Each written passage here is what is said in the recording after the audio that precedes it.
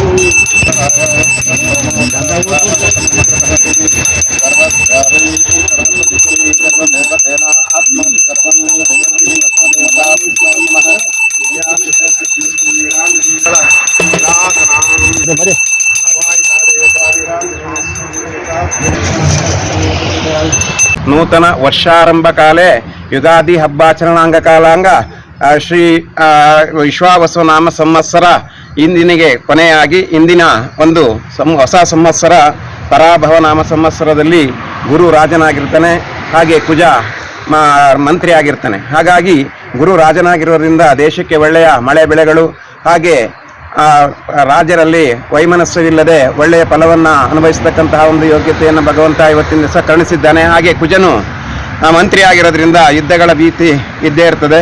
ಹಾಗಾಗಿ ಕುಜಸ್ಯ ಮಂತ್ರಿ ಹಾಗೆ ಗುರು ರಾಜನಾಗಿ ಈ ಒಂದು ಸಂವತ್ಸರದಲ್ಲಿ ಬಂದಿರೋದ್ರಿಂದ ಯಾವುದೇ ರೈತರಿಗೆ ತೊಂದರೆ ಇಲ್ಲದೆ ಮಳೆ ಬೆಳೆಗಳು ಸಕಾಲಕ್ಕೆ ಆಗ್ತಕ್ಕಂತಹ ಒಂದು ವ್ಯವಸ್ಥೆಯನ್ನು ಭಗವಂತ ಪರಿಕಲ್ಪಿಸಿಕೊಟ್ಟಿದ್ದಾನೆ. ಹಾಗೆ ಇವತ್ತಿನ ದಿವಸ ಬೆಳಗ್ಗೆ ವೀರಾಂಜನೇಯ ಸ್ವಾಮಿಗೆ ಪಂಚಾಮೃತ ಪೂರ್ವಕ ಅಂತ ಅಭಿಷೇಕ ಸೇವೆಯನ್ನು ಸಲ್ಲಿಸಿ ಎಲ್ಲ ಗ್ರಾಮಸ್ಥರ ಸಮ್ಮುಖದಲ್ಲಿ ಭಗವಂತನಿಗೆ ಅಲಂಕಾರಾದಿಗಳನ್ನು ಮಹಾಮಂಗಳಾರತಿಯನ್ನು ಮಾಡಿ ಊರಿನ ಎಲ್ಲ ಜನತೆಯೂ ಸಹಿತ ಭಗವಂತನ ಸಾನ್ನಿಧ್ಯಕ್ಕೆ ಬಂದು ಇವತ್ತಿನ ದಿವಸ ಹಣ್ಣು ಕಾಯಿಯನ್ನು ಮಾಡಿಸ್ಕೊಂಡು ಬೇವು ಬೆಲ್ಲವನ್ನು ಸ್ವೀಕರಿಸಿದ್ದಾರೆ. ಹಾಗೆ ಸಂಧ್ಯಾಕಾಲದ ಒಂದು ಗೋಧೂಳಿ ಲಗ್ನ ಸಮಯದಲ್ಲಿ ಇವತ್ತಿನ ದಿವಸ ವಿಶೇಷವಾಗಿ ಪ್ರತಿ ವರ್ಷವೂ ಹಿರಿಯರು ಆಚರಿಸ್ಕೊಂಡ್ಬಂದಿರ್ತಂಥ ಒಂದು ಸಂದರ್ಭ. ಅದೇ ರೀತಿ ಇವತ್ತು ಸಹಿತ ನಮ್ಮ ಜೋಗಿಪುರ ಗ್ರಾಮದಲ್ಲಿ ಹೊನ್ನಾರನ್ನು ಕಟ್ತಕ್ಕಂಥದ್ದು ವಾಡಿಕೆ ಇದೆ. ಹಾಗಾಗಿ ಇವತ್ತು ಯುಗಾದಿ ಹಬ್ಬದ ದಿನ ಸಂಧ್ಯಾಕಾಲದಲ್ಲಿ ಹೊನ್ನಾರನ್ನು ಕಟ್ಟಿ ಈ ವರ್ಷದ ಮಳೆ ಬೆಳೆಗಳ ಸ್ಥಿತಿಗತಿಗಳನ್ನು ಇವತ್ತಿನ ಒಂದು ಸಂದರ್ಭದಲ್ಲಿ ಈಗಾಗಲೇ ವಿವರಣೆ ಮಾಡಿದ್ದೇವೆ. ಹಾಗಾಗಿ ಆ ಭಗವಂತ ಸರ್ವರಿಗೂ ಸಹಿತ ಒಳ್ಳೆಯ ಫಲಾಫಲಗಳನ್ನು ಕೊಟ್ಟು ಕಾಪಾಡಲಿ ಅಂತ ಹೇಳ್ತಾ ಈ ಒಂದೆರಡು ಮಾತುಗಳನ್ನು ಮುಗಿಸ್ತಾ ಇದ್ದೀವಿ. ಹಬ್ಬದ ಶುಭಾಶಯಗಳು.